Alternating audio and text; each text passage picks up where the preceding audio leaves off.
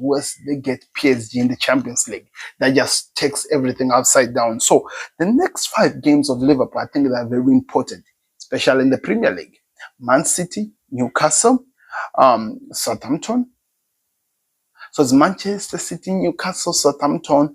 We also have Everton again and Wolves. Next 5 games might really tell us exactly where Liverpool are going when it comes to this Premier League title race over Arsenal. And you have to remember, they're playing with an Arsenal, that they're competing with an Arsenal without a striker, without a front three, which is really heavy. It's one of their, they have so many players out. Of course, Martinelli might come back anytime soon, but it is in that moment where they can be affected with anything that happens. And it is a worrisome to see how we've been performing as Liverpool, because we need to get our win. So I told you, Liverpool have played the game more than Arsenal.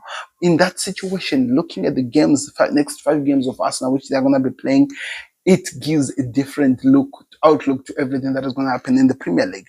So for us now, as we speak, they are going to play West Ham. They will play Nottingham Forest. They will play Manchester United. They will play Chelsea. They will play Fulham. And Everton after Liverpool. So it's a crazy scenario to think about it, because in a certain world, we would be saying Arsenal versus Chelsea is a big game, but Chelsea have not been playing like that for some weeks now. We'll be saying United versus Arsenal is a big game, but if you have been watching United of recently, you ask your questions more than that.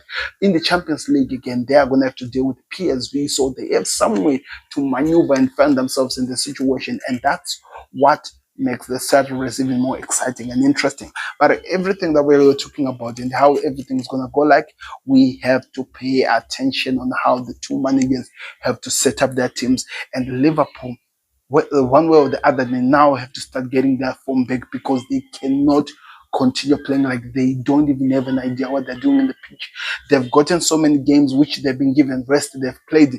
I remember there were some times they were given 10 days rest while the youngsters are playing. The youngsters is the reason why Liverpool went out of against playerhood, because most of the big guns were resting. Yet the big guns, when they come to show something in the game, they are not showing up, and it has to give some worry in everything that is happening. So it's going to be interesting to see how things are set up, people, because this is the showdown. This is when the big bosses, the big managers are played for.